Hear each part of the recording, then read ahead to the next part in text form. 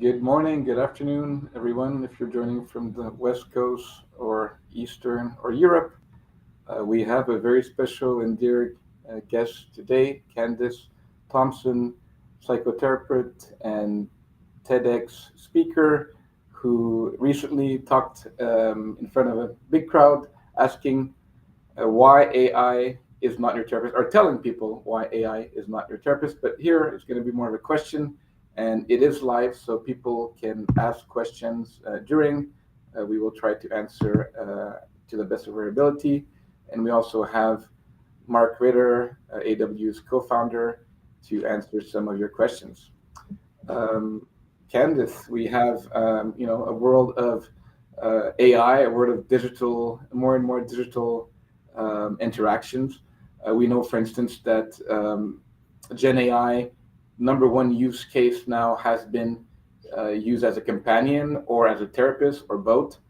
What do you think of that? And can we bring clarity to the subject? Clarity is one of our 11 C's in terms of what we can bring for wellness to people. Please bring a bit of clarity of your insights on what Gen AI is doing and how we can think about it in a different way. Yeah, so with health tech in general, some of my cautions have been the speed at which everything is taking place. About 5, 6 years ago, this would not have even been a conversation. Therapy and mental health care is typically very low tech. And so it seems very startling to quickly be in this world where AI is being used for causal therapy or emotional support when it has the AI hasn't really been tested. It's outpacing regulations and research. And so now we're in this era where there's lawsuits and claims of, kids being led into pornographic information or being encouraged to um, do self harm or just being misguided in information, which I would say that's not surprising to someone like me. And I think most people would have these cautions who know about health tech. However, I think sometimes in technology, and I'm based in the Silicon Valley, so that's why I kind of specialize in this niche. Beta comes fast, and in the tech world you expect there to be bugs, and it's not this surprising thing. But in healthcare, when we're talking about people's emotions, companionship, talking about depression, or thoughts of suicide, we don't beta test on people. We take that really seriously. And so there's this colliding of worlds right now with the speed of technology and the type of intimate information that humans are now engaging with that rough drafted tech. And so, yes, there's all this friction that's Well, taking. is it perhaps the fact that we're beta testing on people without telling them, and is it in AI and maybe with social media as well, where we're giving kids and other people social media, and well, we'll figure it out the effects in 10 years. Same thing with AI; it's moving very fast. And are we trying to put the right safeguards, and what safeguards should they be?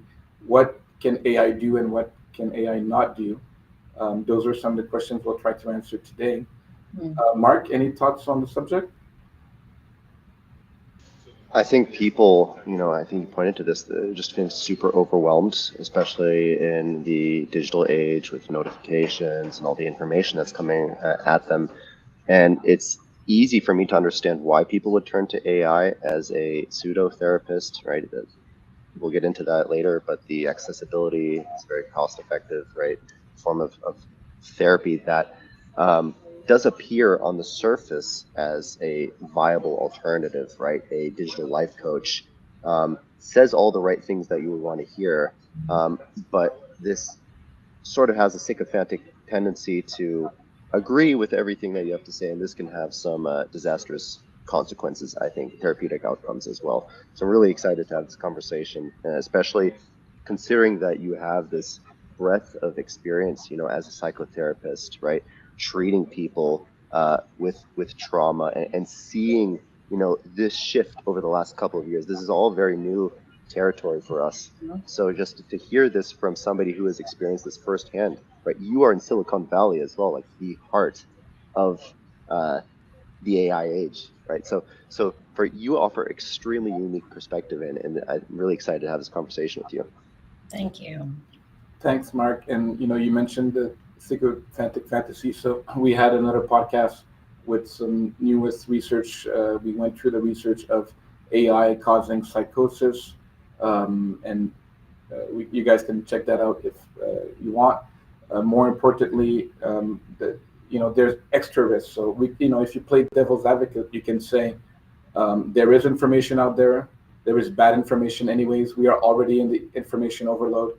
People have been receiving bad information that might affect their health or their well-being for ages. So it's not just that there's bad information. So there's an extra risk with AI is that it will confirm that bad information and you will think it's better information, right? That can also happen with social media feeds and other technology that are just trying to cater to your need and make you think that you're right because everyone wants to feel right. But we actually, I'll always say, Mark and myself, that a good psychotherapist or coach or clinician should challenge people and not just agree with them, right? Any thoughts on that, Candice?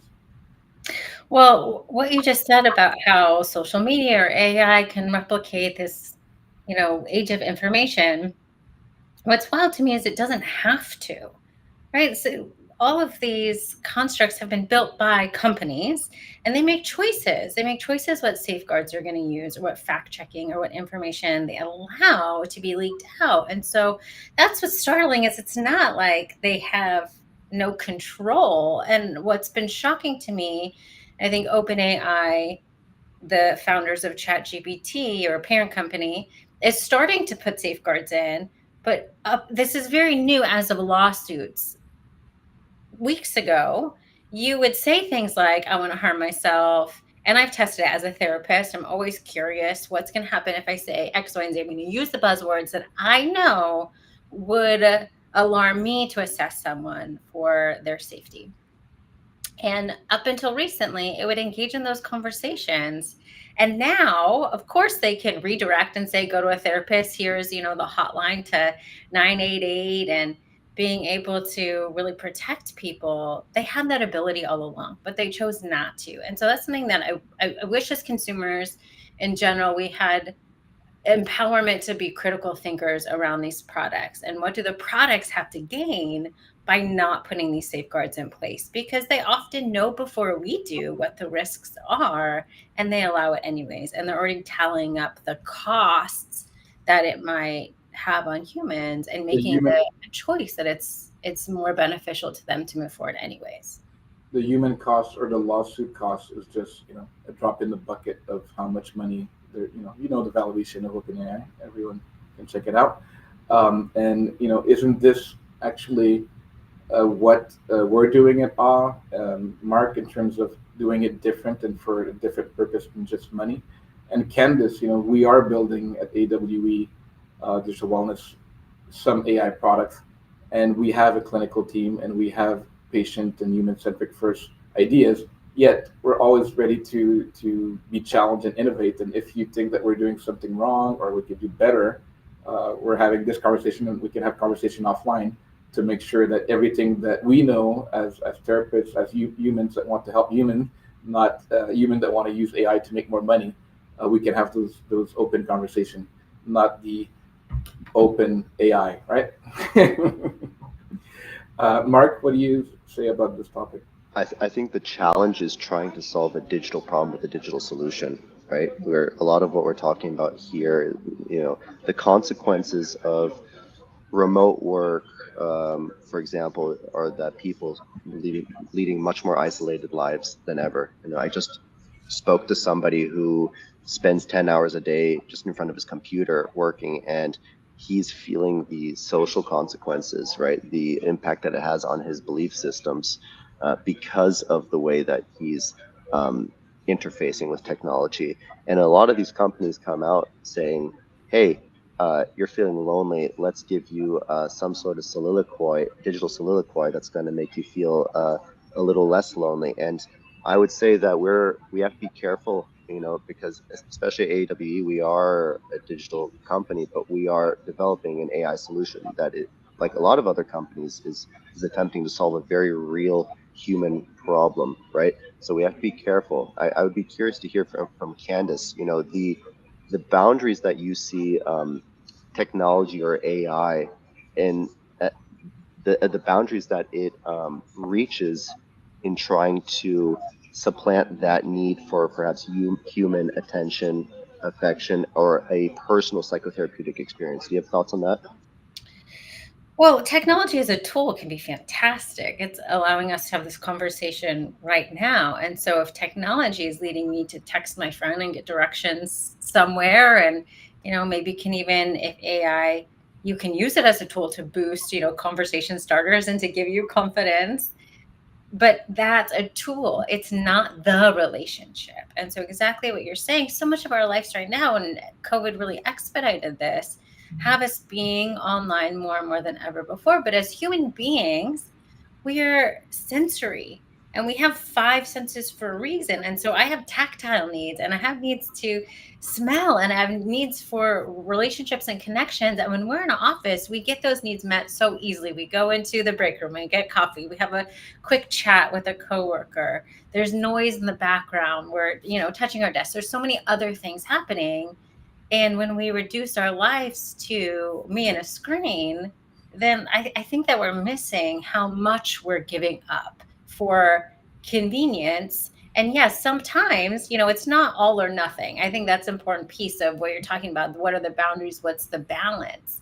It's great. It's allowing us, technology, to connect from all, we're in 3 different time zones. That's fantastic.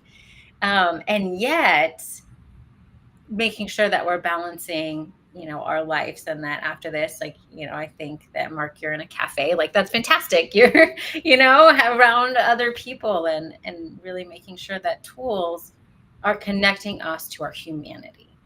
So, by the way, I'm in the university today, so this is Great. homecoming, but it's not my homecoming. I'm going to present some of the recent findings from our digital reset and the framework to kind of actually, the digital reset is a human experience, right? So it's me or Mark live talking to people asynchronously, but a real voice on time, like we're doing now. And visual is even better. You talked about human needs, right? So you can now talk to the AI. Many people are talking nonstop to the AI or typing with them, but there's not this, even if it's through screen, there's eye-to-eye contact, there's nodding, there's nonverbal, there's smiling, there's laughing, right? And that cannot be replaced. Well, and so regardless, I mean, here we're all human beings. So I cannot predict what any of you are going to say. And so we get this organic connection that's going to take place. We have to remember that AI is never going to be real. So it uses our language. It might say things like, oh, I feel what you're feeling. I understand. But I really want more just images. If I had tons of my great billboards that just showed these like farms to see, like, they're just the wires and all of the digital connections that are producing that language, but there's no human there. And that's what's getting distorted, is it feels like, oh, I feel understood, because I'm used to, if I talk to a human and they say that word, it's coming from a place of compassion, of empathy, of experience. And so we're actually having a connected moment. And with AI, that's not taking place. I feel connected, but the computer is, doing its coding, and it has no emotional attachment to the conversation. So I thought about this topic a lot. Actually, in my first book, I researched a lot the difference between compassion and empathy in terms of psychology and neural activity differences. So there's different regions in the brain that activate during compassion and empathy. And there is different types of empathy: emotional empathy, intellectual empathy. And compassion is actually, the definition of compassion is an intention to decrease people's suffering, right? So it's coming from an intention, which AI cannot have an intention, right? So what AI does, it really replicates the language of empathy, right? So it's more like, soothing and sympathy as well, right? So it's sympathetic, and it's also telling you that you're going to be okay, but it's not a real emotion, and that can be dangerous because, the degree of empathy is only based on the response, not on a real desire to help the person, right? Mhm. So that's a big difference. Mhm. Yeah. I think these companies also feel a huge degree of responsibility. I think last time I checked, 400 million people use OpenAI a week, right? And there's a huge amount of data that goes into these companies. And if somebody, let's say with suicidal tendencies, is communicating with one of the AI chatbots, does OpenAI face a responsibility to take this personal private data and to deliver it to the responsible authority to take care of this person in need, or do they keep it private, right? So I think we are again sort of beta testing in this digital age with Mhm. the guardrails for providing Mhm. therapy via AI en masse. What do you have to? Do you have any thoughts on that, Candice? Well, it's wild, in this conversation, I was just thinking about how did we get here? And there's so many things at play that allow this to go unregulated, right? To have Meta as big as it is, to have so many tech billionaires, um, to be lobbying and allowing for there not to be any restrictions is a big component of what led us here today. Also, all of these years of, social media being on the rise and smartphones. And so it seems wild to me that humans would be this dependent on machines for our like basic needs. Connection, attachment is really what makes us humans and gives us purpose for life.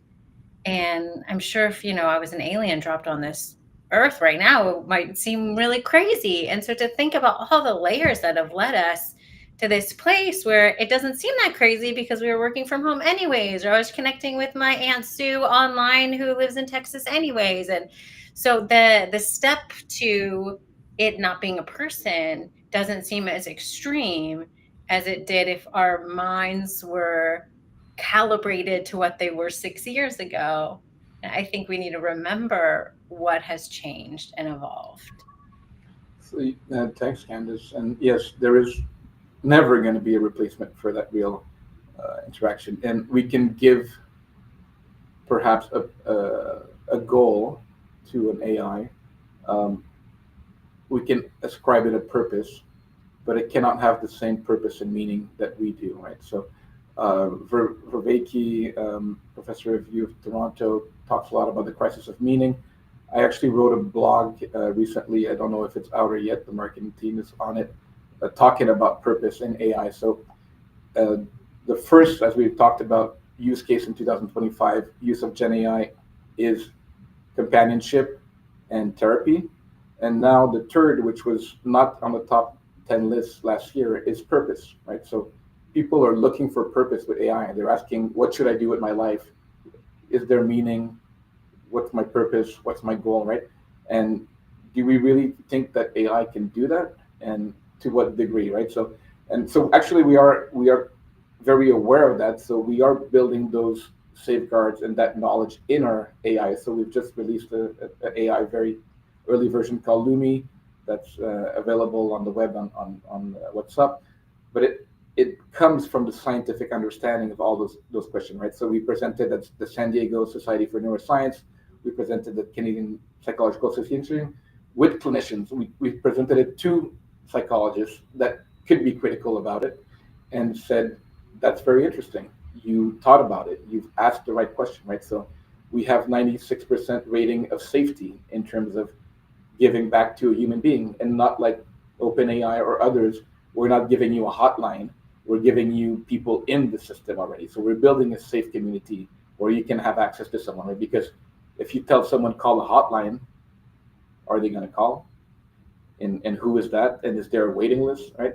So we're trying to put all those safety and also understanding of what people are using AI, looking at the literature, talking to clinicians, psychiatrists, and trying to make, you know, knowing that people are going to use AI and knowing that it's a powerful tool, let's make it the best possible and think about human first.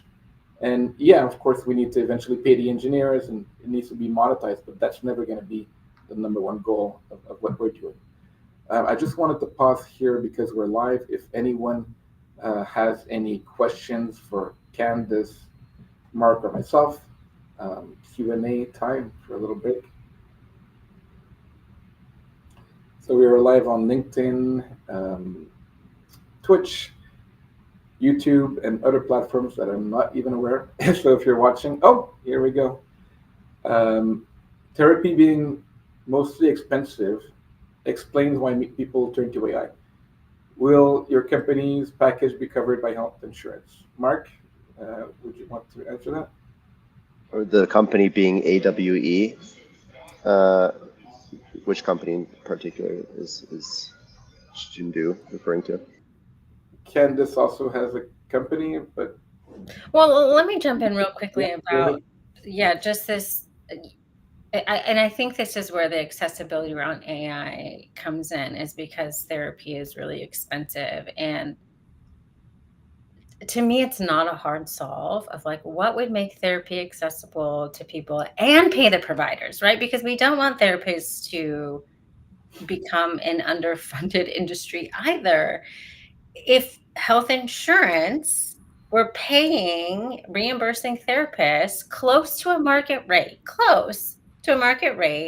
where therapists could live a regular life, the type of lifestyle you would expect maybe your dentist or nurse practitioner to have, then you get access to therapy through your insurance, and a therapist can take insurance because the reimbursement rate is adequate. And what's happening right now, and part of what is allowing AI to be more accessible than a therapist, is that insurance companies reimburse therapists about 1/3, at best half of a market rate. And so therapists don't accept insurance because they can't live off of that reimbursement. Do you know why that is? Why is it that insurance companies aren't reimbursing therapists at the full market rate? I mean, my quick assumption would be to save money on their part. Therapy didn't used to be covered by health insurance. I mean, that's relatively new, and a lot of these EAP programs covering therapy are relatively new as well. Therapy used to be a private model.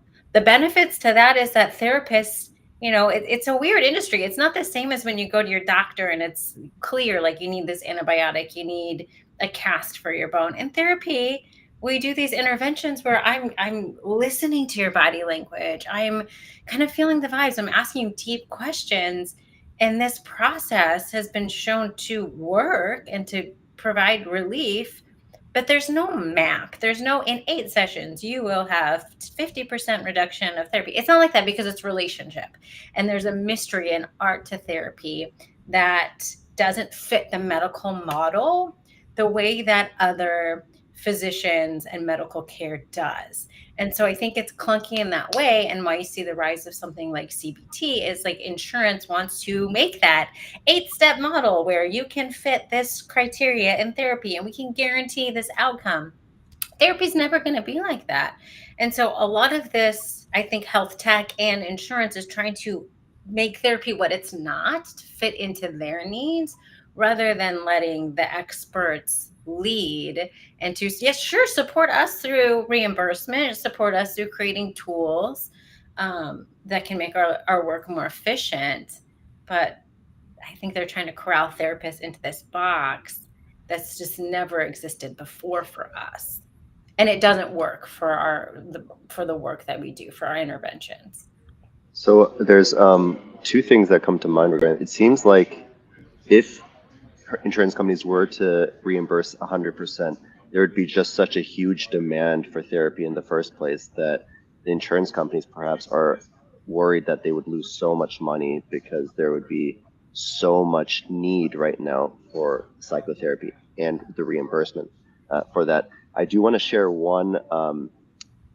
So I live in Germany, right?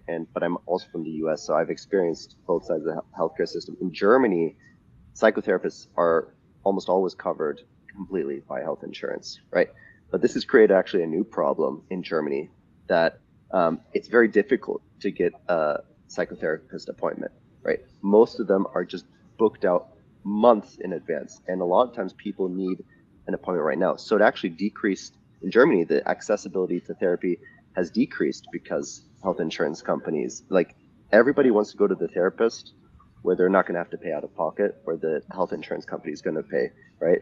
But these clinics have such a long waiting list, which is good for the clinics, but it's not good for the clients, right?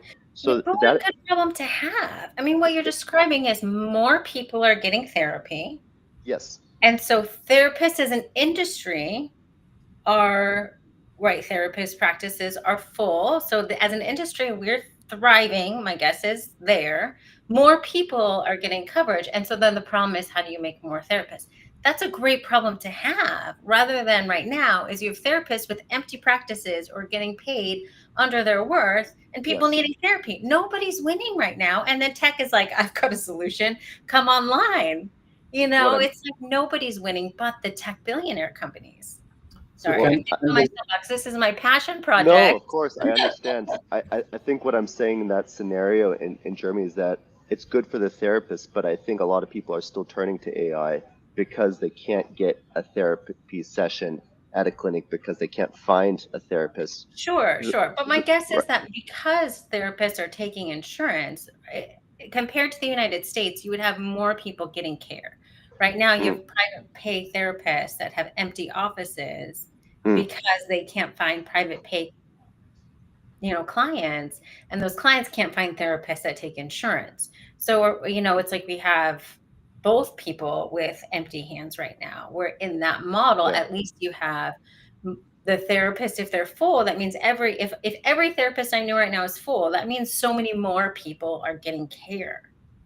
And yes, people might turn to AI anyways, but then we're looking at a different problem where we're saying, okay, how do we get more people in this industry? How do we make sure that, associates and interns are able to see therapists or training paraprofessionals? And, there's a whole other conversation that we can have. So I would just say, Candice, that Mark and I are seeing different problems. I live in Canada, so once you're done with Silicon Valley mindset and your trips and keynote in Hawaii, come visit in Canada. We also have the same problem as Germany. Our therapists are being paid 80 to 100% by insurance, sometimes by the government, and there might be some caps, so you can get 100% up until 1,500 per year or 3,000 depending on the plan. But yes, we have the same problem as Germany, and it is also a problem that we have to address. And we spoke to some psychiatrists in the U.S. There's some places that psychiatrists are overbooked and Absolutely waiting lists. But here in Canada, if you want, depending on the type of psychotherapist or clinician, you might minimum wait months, and sometimes close to a year, depending on specialty that you need. So that's kind of also a problem, and that's when tech can perhaps enable that overflow of, yes, maybe we should train more real human therapists, and anyone here that wants to be a therapist, do it. We support it. We need more of people, real human caring. But in the meantime, AI is exponentially making more AI therapists than we're making babies, and it takes 20 years before they become therapists, right? So and we can have schools and all that stuff. So it's kind of to say that is a real problem, especially in the U.S. And I hope that you guys can fix it. If not, we can come from Germany and Canada and help you guys out. I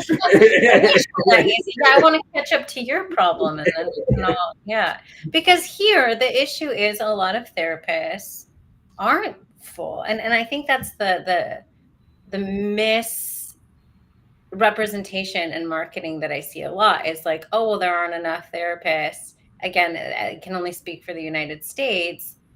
And there's a lot of therapists that I know that, I have an associate who has a full caseload waiting for patients, and I'm a well sought after therapist, so that messaging isn't true. There's plenty of therapists here right now in the United States who have room in their caseloads, probably not at Kaiser, probably not within, the insurance system, but private pay, or even sliding scale, certainly, but it's getting the funding for that. And so, yes, that's where AI, it seems to be stepping in.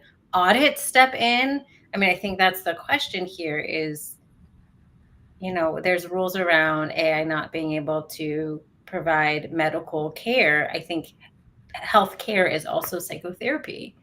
Of course.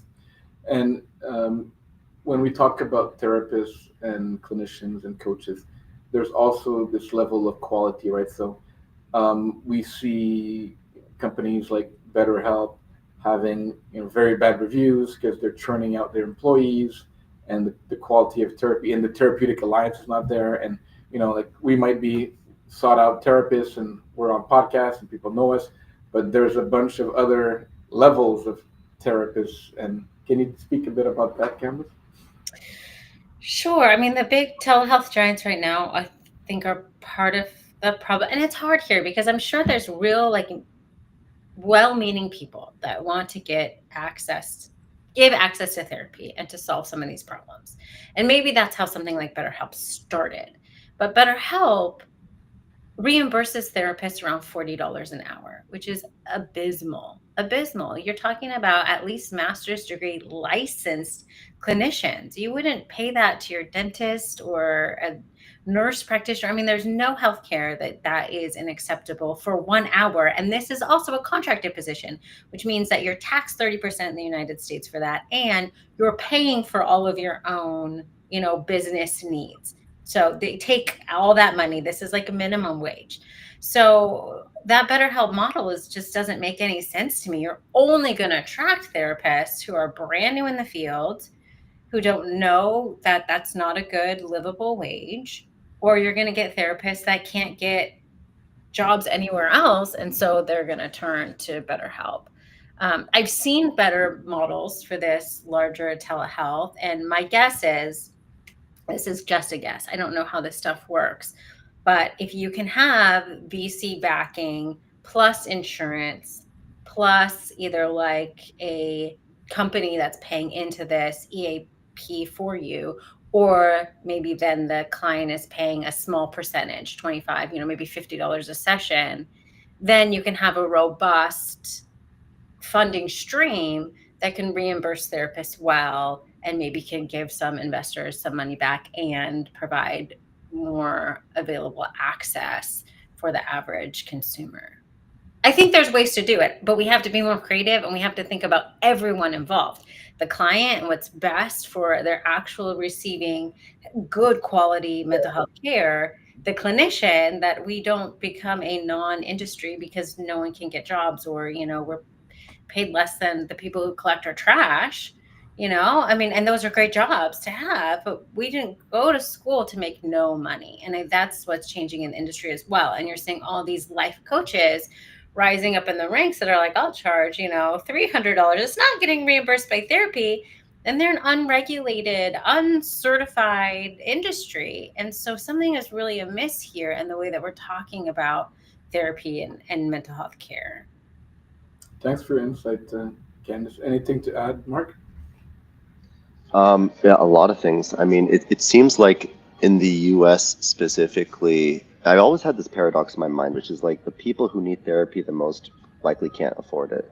And the people who can afford it, right? It's a very small segment of the of the entire population. And the therapists are kind of fighting over the people who have the ability to pay, right? It leaves a huge subsection of the population, right, perhaps from lower socioeconomic backgrounds, who can't afford it, right? What is the profit incentive for companies to try to offer something for this section of the population, right?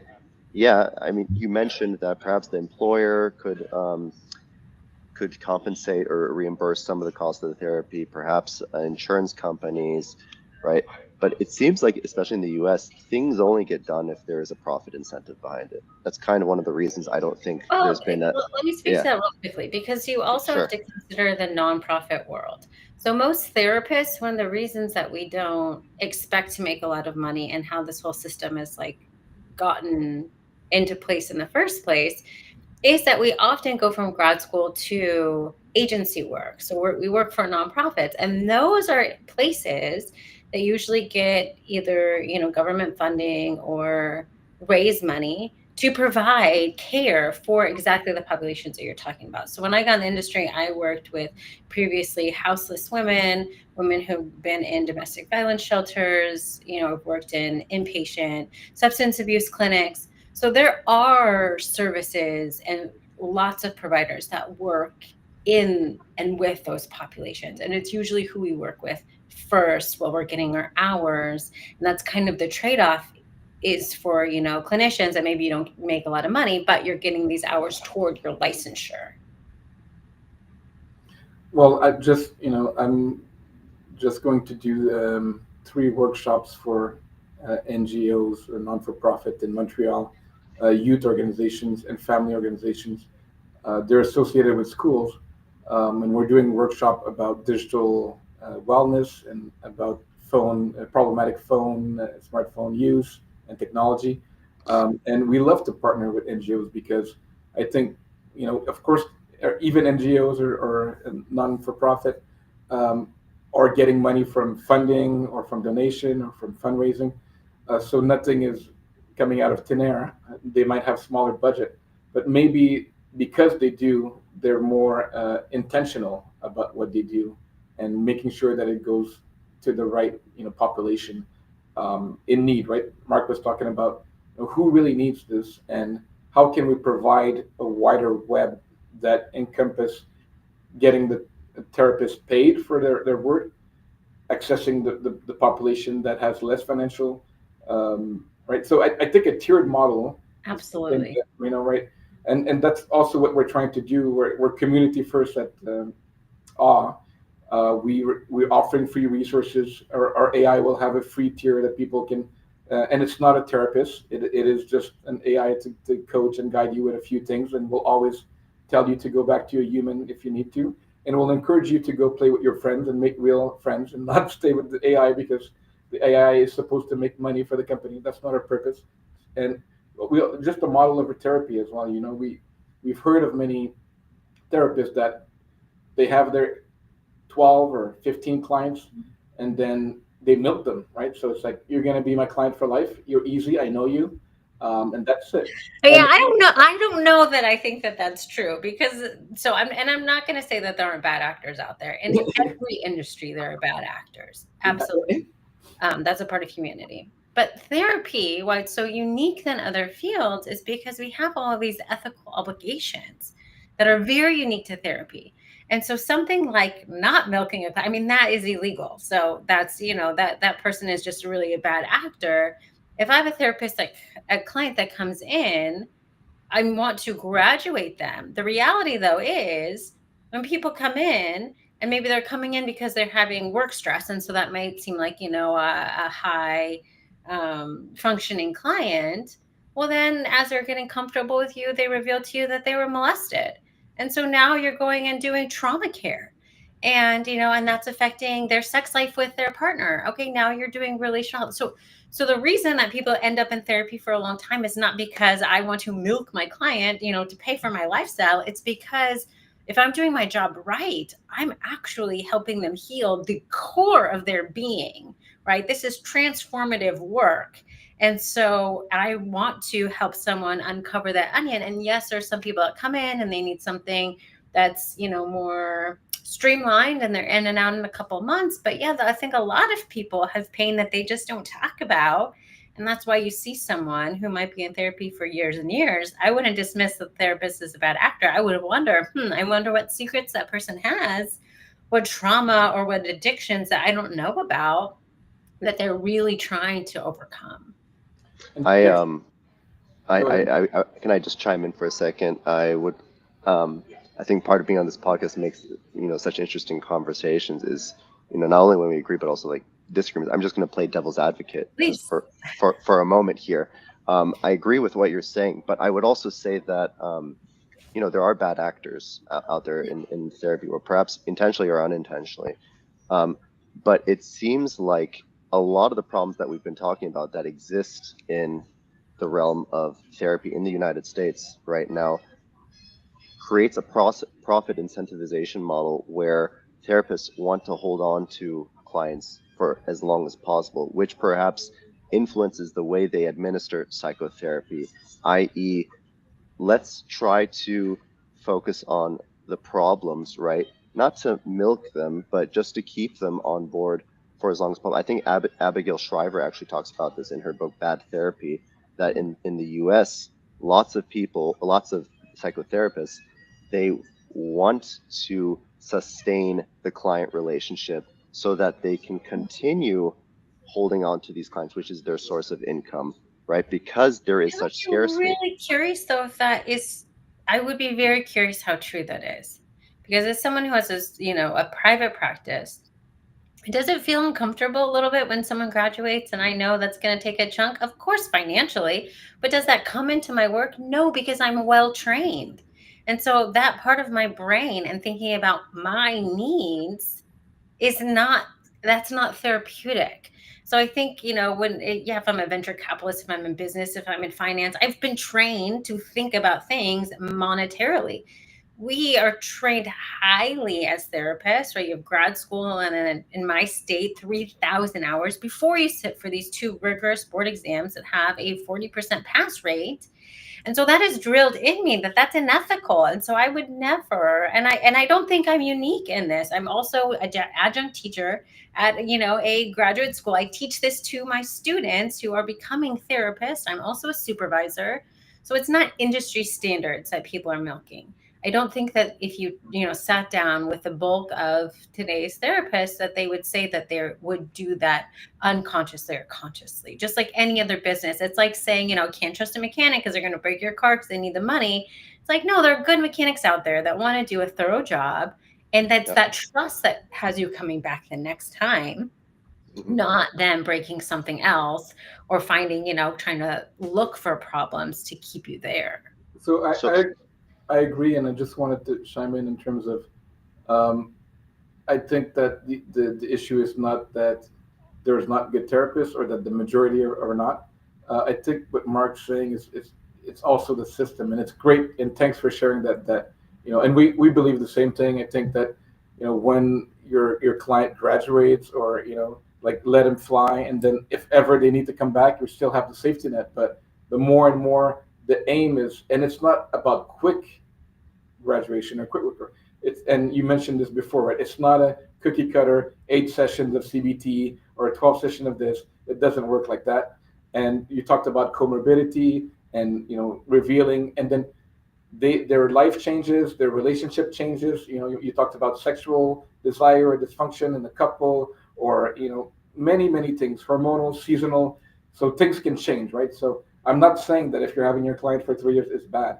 I'm saying that there is some situation that happens, and then the system by itself is also designed that it could be, especially if you're financially struggling yourself as a therapist, or there's some reasons that could be exacerbated, right? And I would say that would be something that therapists get trained on and is a part of supervision and a part of, that. So that's not something that as an industry we would overlook. As an industry, we have to go through our own therapy and have to have our own self-awareness so that our unconscious desires, me, Candice, as a person, aren't leaking into the treatment.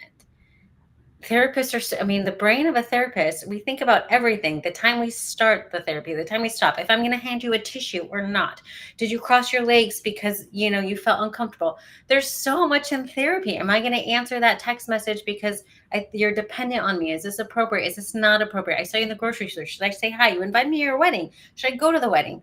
There's so many unique ethics that tech doesn't usually understand, that therapists are talking through in supervision throughout our entire career journey, so that we're making very conscious and meaningful decisions. Do I go to that Bible study because a client came? I mean, there's so many things that you have to consider living in the world as a human. And now my whole career is like an FBI agent, is completely silent. And I can't acknowledge the relationships I have with my clients in a community. So just to shed light that the No, intentional thinking thank you that for we that. have And is so unique. there is a reason why you're on this podcast. We only bring the best And now I know the next time I need a therapist, I got your phone number, Candice. And I hope, I know you're all playing devil's advocate. I love these conversations because the hope too is that I'm speaking to therapists as well that are listening to this conversation. And yeah, if you are milking someone, like go to your ethics board, really think about it. Go to a friend and talk about, a clinical friend, and talk about the harm that it causes if you're thinking about delaying a client because of finances. Therapists Right. should have a multi-tiered model. I think most therapists want to. If I have a sustainable rate, then I can provide some of my clients a sliding scale. And I can do pro bono therapy, which is a part of our ethic as well. And so, right, if I'm able to pay my bills, then I'm also able to contribute back to the industry in ways that make it more accessible to other people. Well, that makes me happy, and I think that that's because you have compassion, right? Which AI cannot have, right? Yeah. Can I chime in for a second? I do have a follow-up question based on what you're saying, and again, I agree that we need to take into consideration these therapeutic ethical guidelines that are instilled in you after these 3,000 hours of uh, you know rigor, what it takes to get licensure in the U.S. Right? We do need these guardrails. We mentioned before we are building an AI model at AWE. Lumi is deployed since yesterday, still in its early phase, but it's we want it to be um, rigorous and backed. How do we take these therapeutic ethical guidelines that you mentioned before, this multi-tiered model, and instill this in these AI models, right? So that it's not just a therapist milking, right, sycophantic tendency, agreeing with everything, because it's hard to distinguish, right, between a therapist who just agree with everything that you would say, wouldn't challenge you, and an AI model who would do the same. How do we instill what you are saying into these AI models, right? I mean, to answer that question, I have to agree that AI should be providing therapy, and I just don't, so that's my platform. However, I think that, if you're providing some type of AI care, then knowing where the line is, where's the line between being emotionally supportive and providing psychotherapy? And I think there's a lot of emotional support that, research is also showing is helpful for people to talk to a chatbot when they're having a hard time. I mean, certainly I've gone to whatever Reddit if I have a symptom and I just want that normalization, like, oh, other people have had it too. I'm not crazy. Phew. AI can provide some of those, touch points for humans that make us feel supported.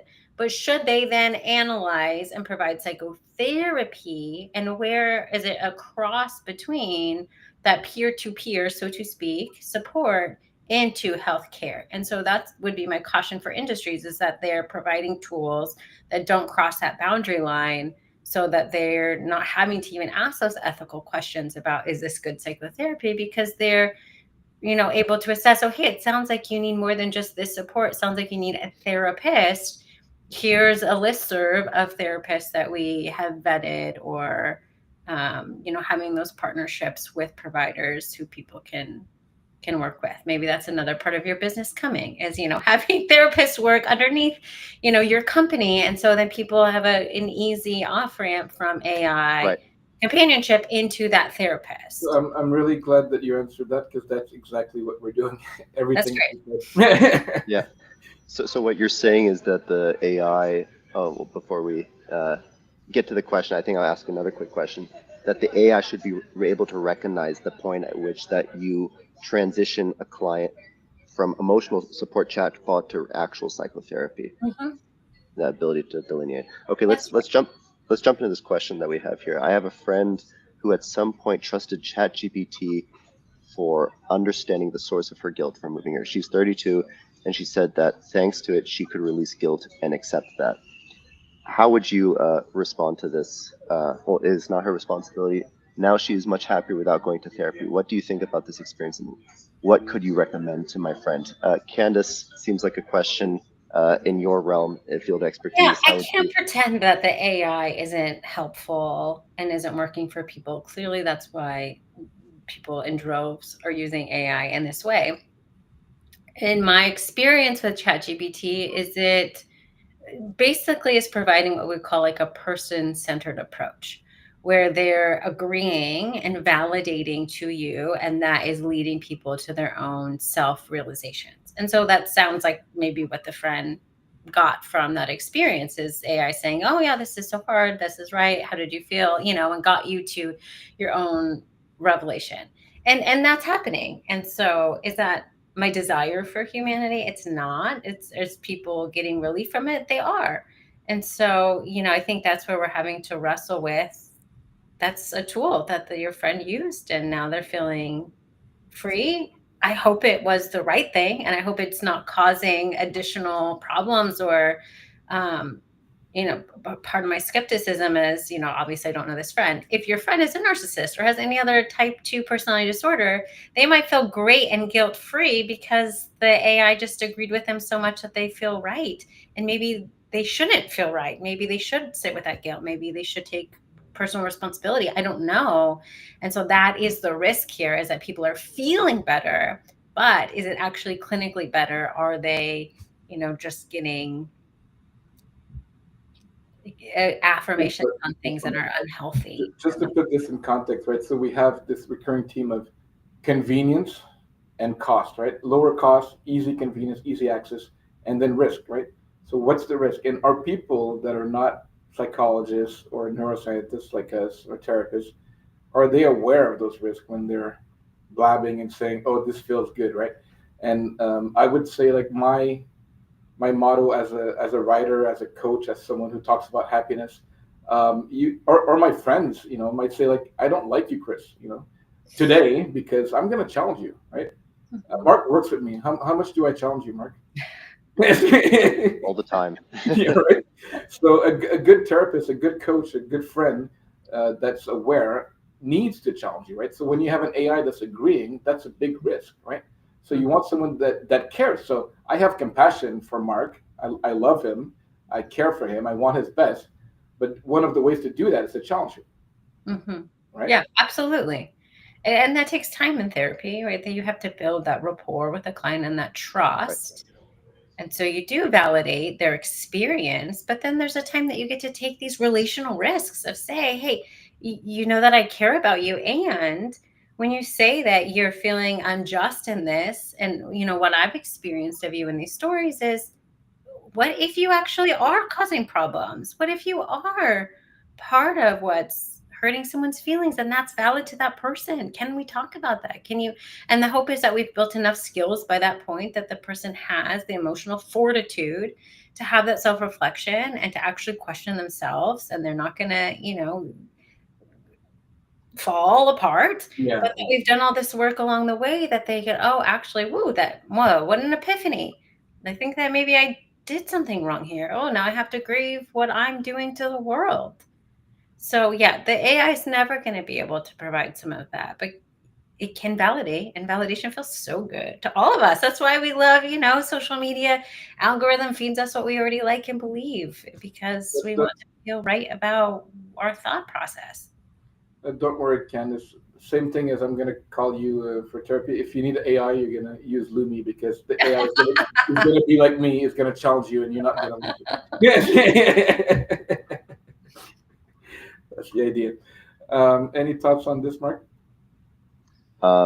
Yeah, I mean, always having tons of ideas and thoughts that come up during this conversation. Do you think, you said AI will never be able to get to that point? Do you think that's because the profit incentivization is not aligned at all? Like, do you think if there was an AI model that would challenge, right, or contradict what the user is saying, that they face the risk of losing engagements on the platform? Do you think that's why the AI models wouldn't do this? Do I think that AI could ever replicate a human brain? I mean, is that the original question? Because The I question is, would say yeah, no. No, I mean, no, no. that's my assumption, is that, do I think that AI could ever have the critical thinking skills and ability to feel energy? And like, there's so much stuff about humanity we don't even understand, right? There's this whole quantum field, and I can feel energy. I could be sitting with a client and all of a sudden we're doing that same, what is that, like, neuro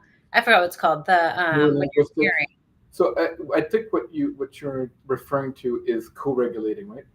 So I mean, the that's part of it, co-regulation, but then you have the mirror neurons where you're starting to like actually have the same poses as each other. It happens in good conversations, if you're on a date or talking with a friend. Exactly. But that happens in therapy. And so do I think that AI is going to are you be having dates with your clients, Candice? That's I no, don't. no, no. I'm saying that the same type of thing can happen when humans are I connected, know, I know. i.e., in a date or with a friend, not in Yeah. therapy. It is absolutely legal. Yeah. You'll get used to my Come on. jokes in the podcast, Marquez. But yeah, welcome to the Yes. podcast. Yes. His sense of humor is something that we Therapists all never learn. joke about it. But so there's those things that I don't think that AI will ever be able to replicate. There's also, I've heard that AI gets to a point where it evolves and morphs in a way that the creator is no longer in control of. And so I'm curious what will happen then as AI evolves and the model starts speaking to itself. And, what's that going to do? Is it going to keep replicating humanity? I don't know if AI is even incentivized to evolve in that type of way. So, I mean, I think my fundamental idea here is that that AI should never be human. Yeah. That Yeah. it should stay a computer tool, and we should engage with it as a computer tool and not assume that it's going to replicate the way that a human brain can work. I was going to say that I think what we alluded to before, COVID changed, it upended the lives of so many people, and I think you did see a sharp increase in the request for psychotherapy, the demand for psychotherapy. I think that is strictly in response to certain human needs that perhaps are not being fulfilled or problems from the childhood experiences.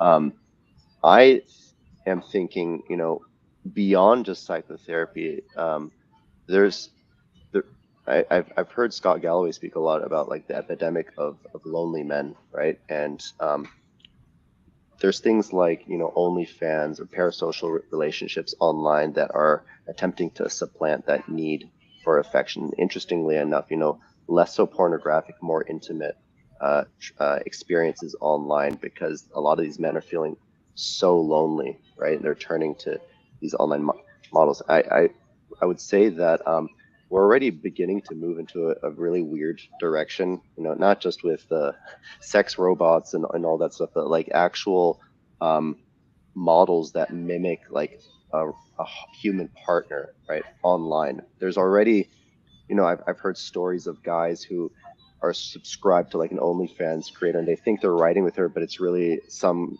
freelancer in Bangladesh who's being paid to just respond to these requests online. That's really sad, right? But again, it comes down to the profit incentivization. These guys just want to make money, right? So they want to sell intimacy in a sense.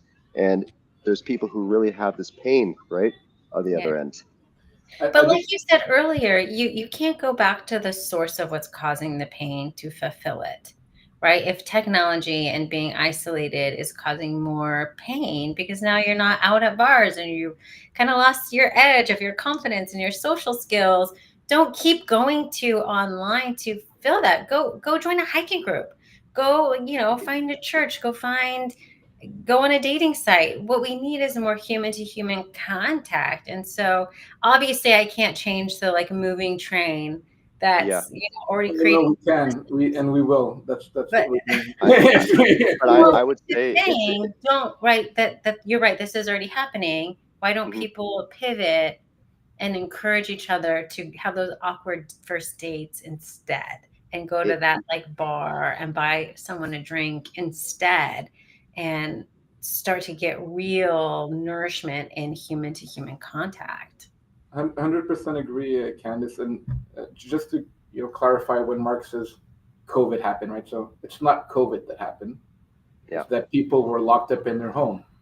That's what happened, right? Absolutely. Okay. So absolutely. That's the real problem, right? So, and then we realize, I remember vividly someone, after months of isolation and lockdowns and curfews that we had, I saw someone hug someone in the street. And it, it was the deepest hug because we were lacking touch, right? And it's like you take that away, then you realize, oh, by the way, we need affection, we need contact, we need to look at people's eye, we need to talk to our neighbors, we need to see our families and friends, right? And so that started the mental health crisis. And then, well, parallel, it had been starting with the smartphone in 2017, 18, a little bit before the iPhone, the smartphone, bigger algorithm and social media. So now people are stuck on their phone, and they may be in the same room. I was doing at another university in Canada. I was doing a conference, and this person told me that he was with his 18-year-old friends, 18, 19-year-old friends in university, and they would hang out in a room and all would be on their phone. Sure. And he'd be like, "What is that? My friends, I could do this at home. Why am I? What is this?" So like this is the problem, right? So we have isolation. We have kids that actually had to wear a mask and couldn't see each other, and right, like we talked about the social, like nonverbal. Then we have the phones, and now we have the AI. So all those things are increasing loneliness. And the Yeah. solution, again, whatever you're saying, Candice, we're doing. So we do Yeah. have a phone that tells people to go talk to their parents, their friends, go outside, go play sports. We're doing that, right?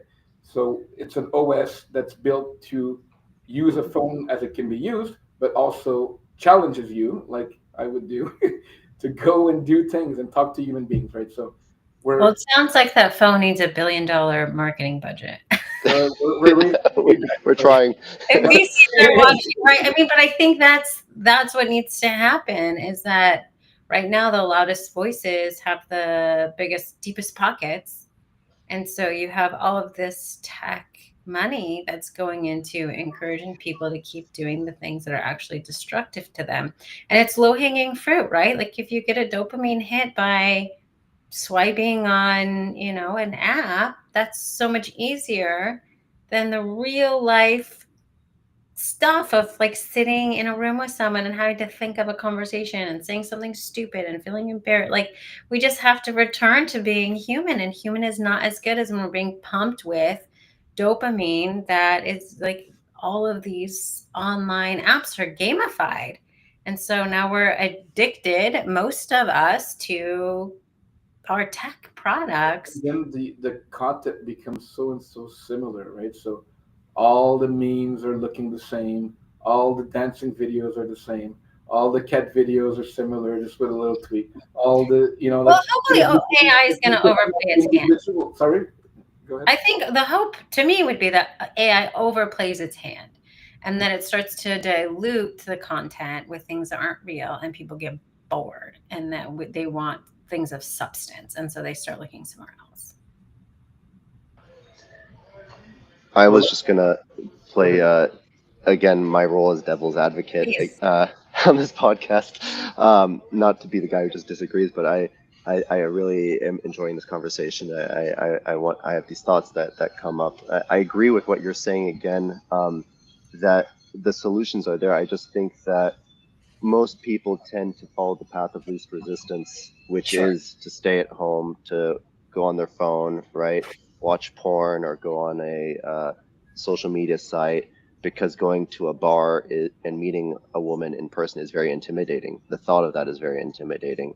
Sure. Why would I go do that when most of these platforms are conditioning me in a way to just have immediate rewards right now? I would argue that like my parents' generation, right? They're kind of forced into a position to go out, explore, and meet new people because boredom was the impetus to do that at home. Sure. Right? They didn't have the phone there, and there was no reason. And nowadays we're being deprived of those opportunities because of the way we're being conditioned. So I agree with the things you're saying. I'm just thinking that perhaps a lot of people are aware of that.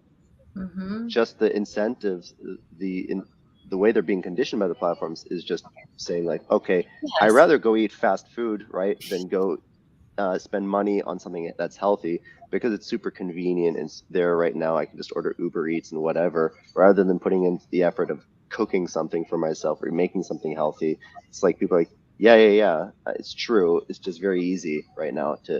And I think, human agency is a big part of this, and education. So I don't know if you guys ever see the like on Instagram, is it Opal? Whenever I see the Opal ads, it's Yep. like, this is your brand on drugs. I am always off my phone right after that. It's like, and I feel the same way when I see, how junk food is made. I just saw this video recently on like gum is made out of like distilling tire rubber and all this like glue, whatever. Then I'm like, okay, I'm never having gum again. Like that's just an easy out. So I think as people are more educated on, okay, that pornography is actually making you an irritable person, it's actually making life harder for you in the real world. And those symptoms are going to outgrow the benefits, just like any other drug, and it's destructive. And so it's better to go to a bar and have an awkward conversation than it is to get this quick fix. And I do think that over time, humans will have more and more of that opportunity. And I think they already are, right? That's why phones like yours are being made and there's a market for them, because people are like, oh, I don't like this feeling. I don't want to be controlled by this app. I don't want my emotions to be manipulated for someone else's gain. Because that's what is happening, right? We know that the people with the big money also have psychologists in their teams. They're marketing psychologists, and they know how to extract as much money and attention from children, from adults, from whoever, from companies. And we try to do different. And thanks for your insights and similar values and different background, coming to the same conclusion that we can do better, right? So really like your approach and that you're speaking out, because education is right. So there's a part which is therapy, there's a part which is technology, and there's a part which is free education. Everyone here can hear us talk about the subject, can ask questions, can reach us directly, and can say, hey, let's have a conversation. Let's have a conversation in your community, in your schools, in your organizations, because those are the conversations that need to be done for Yes. everyone's mental wellness and health, and also for productivity, for Yes. social skills. And one thing that we're probably going to talk more in the I'm looking on some studies about what AI is doing to cognition and to memory and to reading skills and to Absolutely. summarizing, right? So Absolutely. basically we could summarize it by saying AI is making you stupid, right? Yeah. So social media is making you socially not social, right? Social, but you're not being social. Mhm. And AI is artificial intelligence replacing your intelligence, right? So I'll give you an example. Everyone can remember, or depending when you were born, that there was a time when you could use a map, right? And then people still make fun when I was traveling in Iceland, that I'm still using a physical map. It's like, you have a GPS. Well, it depends. In Iceland, there's not GPS all the time, but people don't know how to use maps anymore. And if you give them direction, or if they have an address and their phone dies, they can't get there, right? So you replace your ability to direction to Google or whatever app you're using, and we're going to do the same thing with our intelligence, right? Right. You're No, going to it's outsource your intelligence, and then what are you going to do? yeah. Yeah. I mean, going back to what you said about the education piece, one word that's been thrown around a lot is like the financial incentive. I just want to be very clear. Like, I don't get paid for podcasts I go on. I didn't get paid to do a TED talk. So much of this education piece, and I think a lot of what therapists' hearts are built on is not monetary. I think that's why places like BetterHelp can take advantage of therapists, because we're not savvy, and that's not what we got in. I mean, it's not just not being financially savvy. We didn't get into the industry. We're not motivated For by that reason, yeah. money alone. If I was motivated by money alone, I would have gone into finance, right? I really am motivated in inner healing. And in these conversations, it's more of like a systemic healing. I'm very desiring for our world to be a better place for all of us. And so seeing things slap my industry name on them as therapy or mental health care when they're not, it's a very easy entry point for me to say, okay, there's some companies are overplaying their hand, and you can't pretend to be my field and my professional degree without being a human, without actually following all the ethical guidelines, without doing the things that therapists do. And it's not fast and scalable and convenient. It's not available 24/7. And when you hear those words, you know that it's actually not healthcare. Well, you talked about mirror neurons. I think Mark and I non-verbally are just nodding and saying we feel the same. Mirror, yes.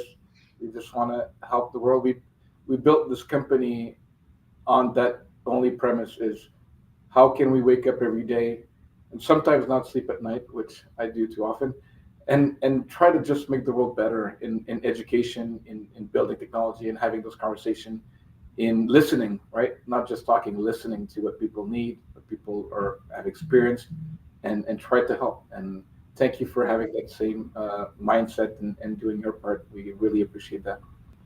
I will say, I think I'm a very good therapist. I think there are very good therapists out there. Quality therapy can be transformative, and I have seen incredible things. And I don't want that to be lost in a quick validation that someone gets from ChatGPT. I've seen humans that have been, I mean, I don't like trauma sharing, but like really horrific things that humans have gone through and ways of adapting that are unhealthy because of that trauma transform into healthy, functioning humans that aren't controlled by that pain and those wounds.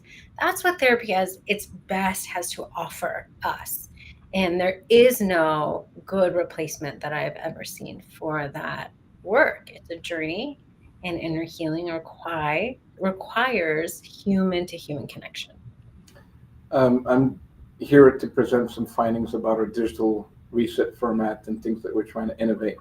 And some of the research, qualitative research on finding what it affects, right? So I was shocked that hearing to a human's voice, not even with physical contact, people cried, people had goosebumps, moments of awe, sensations of heat and warmth, of safety. Like, do you think AI can do that? Can it produce that? Yes, the same way that like a dildo can feel like sex. I mean, not to be so graphic, but the first thing that came to my mind. Is that the same fulfilling experience? It's not, and it comes with consequences. And so you just have to be really careful. Sorry Um, to be so graphic. I don't usually. no, don't worry. This is the podcast where you can say anything until social media bans us. So we're good for it. Mark, what do you think could be like the best holistic approach when we're talking about all the ethics that we're talking about, all the real human needs, and having something that could support someone in a way that is punctual but also high quality, and that we can have and we can train people to have this comfort, right? You don't need a therapist 24/7, but you might need something, and you might need to have the tools Yeah. to, right? So what's your suggestion? Well, I think similar to what Candice was saying before, it's important to distinguish between emotional support and psychotherapy in this case. And if you were to develop an AI model, how we are doing, to make sure that you're focused on a specific, helping somebody achieve a specific outcome might be different than delivering full-on psychotherapy for somebody. So if somebody does need a chatbot that is 24/7 available to make them accountable for going to the gym, or to make them accountable for tracking how many calories they're consuming, or to do something that just frankly is not a habit at the moment, right? To help ingrain a new habit. That's where this support chatbot could become extremely helpful, right? But that's different than psychotherapy, and it's important to distinguish in the title and in what you're offering there. Yeah, we are, in the same boat that we do not uh, think that a chatbot is to give therapy. We do think that it should be informed of psychology, neuroscience, therapy, philosophy, health, history, whatever that we can think is relevant, in the goal to perhaps coach, like Mark was saying, hey, you wanted to read that book, or you wanted to do your taxes, and you're not doing it, right? That's not therapy. That's just support, right? And if you're struggling with deep emotional pain or just like that, hey, by the way, there's real people that are there. And if you cannot afford a therapist, we also have some kind of medium price ecosystem, which is our digital reset, which is live voice, calming down your vagus nerve, making you feel some deep emotion, and resetting you in a way a couple times a week that doesn't have to cost you whatever the therapist that you're using, right? Um, and all those are embedded in a way that we hope that all the therapists that you mentioned, Candice, are full, that they're paid the right price. But we know that the mental health is getting worse and worse. So we want to help at all level, at all price range, and at all times of the week. And saying, hey, you can book someone, and if it's an emergency, we'll figure something out. We're also going to be eventually integrated with EHRs and EMR. So having lots of clinicians and coaches and therapists and family and couples, depending on your need, and having that AI just as a more like a dispatcher, but that can have some ethical guidelines to help you. And I've been testing the bot. It will not tell you that it's your friend, and it will not pretend, right? It's like, no, tell them that it's Chris that's challenging you to go out there. I will say there's something that just came to mind, which perhaps we haven't talked about, but we are a company that first and foremost was founded with the intention of solving internet addiction, social media addiction, right? And one of the realms we see this affect, or one of the demographics we see this affect most is children, right? Kids. The phone that we've developed is specifically taking consideration that kids are spending a lot of times on smartphones. If they do get a smartphone, people spend on average 5 to 6 hours a day just on their phones. They check their phones 300 times a day, right? Depriving them of, a lot of the things that we had alluded to before. I spoke to a psychiatrist at a conference a few months ago, and she said that during COVID, a lot of psychotherapy did shift online, right? There is a difference in administering psychotherapy to an adult, which is probably the population we've been speaking mostly about, but children is a whole entirely different ballgame. And she said that delivering psychotherapy to children online during COVID was almost impossible, right? Because the child's getting distracted, they're not focused on the screen. I saw this myself, I visited my neighbor recently, and their kids were on the computer on Zoom call for a class. They were doing anything but learning. They were running around the house, playing with things, right? How do you address, the need for some sort of therapeutic support for children, right, in the age of AI? Have you thought about this at all, Candice? I mean, yeah, children are not my specialty because it requires very different interventions. So a child therapist typically, and I've worked with children in the past, my office was filled with art supplies, games, putty. It's a very tactile. You're not trying to get the same insights as you are, to adults are talking. We're doing a lot of intellectualizing. With a child, it's a lot of play and symbolism. And so it's very hard, if not impossible, to replicate that at a distance.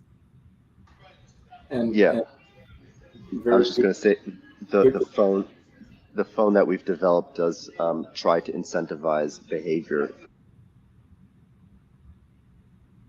that is going to push them in a direction of, going out for a walk, reading, doing your homework, doing the things that normally they would get rewarded for if they would just go on social media, on YouTube, whatever. To unlock more screen time, you have to do the things that you might be avoiding, in a sense, right? Whether that is putting your phone on the table, reading a book for 30 minutes. The phone that we're developing is able to sense that and help push kids, via operant conditioning in the right direction. Yeah, that's great. Because, like you said, for children, it's not cognitive, right? It's not just talk therapy.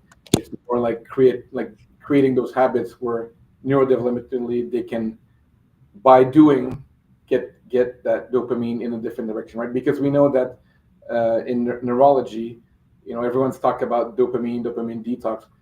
Dopamine is also used for muscle, but also dopamine is used for long-term goals, right? When we're asking ChatGPT for meaning, if you talk to a real person, you might get meaning and purpose. And when you do that, then when you have a purpose, then you won't be astrayed by the daily distraction dopamine hit, because you're using the same dopamine, but you're getting a higher reward because you know that psychologically there's a better value of doing something. Absolutely. Depriving myself of this temporary pleasure for this meaning and purpose and deeper contentment and peace. Yeah. I mean, it really is the difference between a quality nourishing meal and junk food. And so really making sure your brain can appreciate the quality and not train it just for the junk. So we're arriving at the last 10 minutes. Anyone with questions, please go ahead. We've been having good questions, so thanks for the active participation. We enjoy answering your queries about this interesting topic: AI, mental health, psychology, children, adults, couples. Is there some insights that you can have, Candice, on organizations, businesses? I know you also do leadership. Tell us a little bit more about that. Yeah, my greatest interest right now is more systemic and really thinking about how to make change on a larger scale. I will always be a therapist, but really seeing this tech entrepreneurial fad and wanting to provide real consultation to companies that are either investing in these tools or creating these tools to help them really understand the difference between what is psychotherapy, what is mental health, and what is a realistic for their company's goals and tools. So that's a lot of where my heart is right now.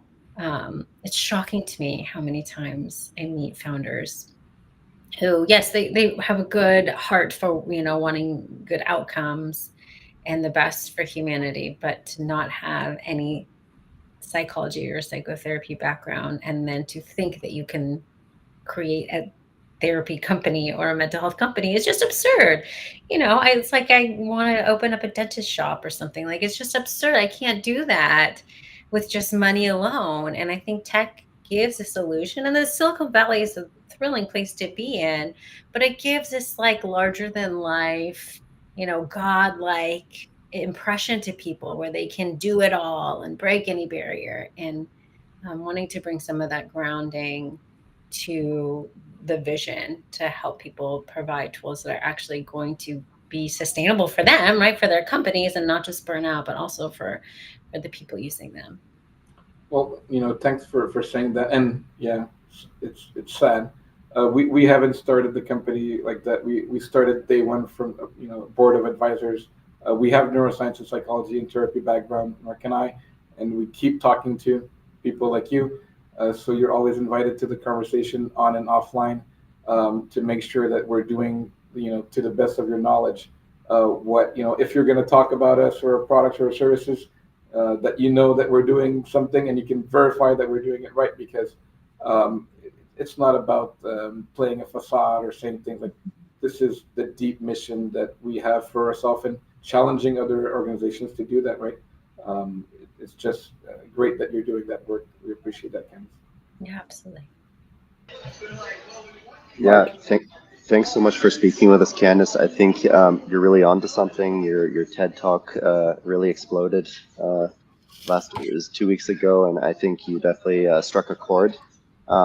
Where where can people find you on socials? Share a little bit about maybe what you're working on, where people can best find you, find your work. Yeah, thank you. So my TED Talk just released last Monday.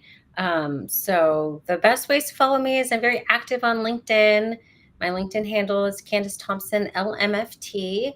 That would be the best place. I also have a website, which is my full name, just www.candice with an I, Thompson with a P, .com. And for people to check out the TED Talk, I feel very passionate about it. And so just getting it into the right hands, it's really meant for the consumer, for the founder, and for the clinician, just really wanting to educate and empower. And hopefully, my one small voice will help to shape our culture into a better direction, because I really believe in inner healing. I really, really do. And so I want for people to get access to quality care. And so the conversation is not to exclude, the financial burdens or limitations that people have, but it's to really starting to get the conversation in the right place and make sure that we're not losing focus. So please engage, follow. I Watch saw the video, TED Talk. So share. watching, please go check it out. It's Candice, just in a very well crafted TED, and yeah, give comments there. Here you also have our socials. Thanks for the followers that are keeping Mark and I busy every week with those podcasts. How was your Thanksgiving, Candice? Good, great. Yeah, thank you so much. Yeah, happy So, to be back to normal. It was a bad time for the for the video to release because all I want to do right now is market it. So having a holiday in the middle of that wasn't my favorite, and now I just hit the ground running, wanting to get this message into as many people's hands as possible. well, thanks for that, and thanks for the lovely conversation. I hope that you won't think that Mark is the devil. Never. No. It's awful. I mean, part of having the back and forth is this is what people are really either grappling with consciously or not. And so, this stuff is out there, and I would love to live in a world where I can dictate, right? Something I say to my clients all the time is like, if I can control the world, this is what I would want you to do, but I can't control the world, right? And so it's good to be able to dialogue with the way that everyone is thinking about these products and tools and having a meaningful discussion. Open dialogue is a crux of what makes us human. So, as you mentioned, technology has allowed us to be here, even though we're in different city and time zone. Allowed us to smile and laugh a lot in the last hour and a half. So thank you both for being in this podcast with me. Always enjoy great conversation, humor. Nothing is censored in this, so you can say what you want. And then just wanted to remind people that technology is here. So we're not denying that there's technology. We are telling you go in nature, go hug a friend, go smile at a stranger, go say hi to someone on a date or not. Go find a new therapist if you need one, or coach or clinician. Check out our AI if you want, but if it's not good, let us know. We'll make it better right away, and Candice will also check us. And make sure that technology serves us like it has today, allowing us three, not only us three, but people from around the world that are asking questions, that are engaging. Let's use technology for good. And thank you both for being here. Thanks so much. Thank you so much. Have a good day, everyone. Bye.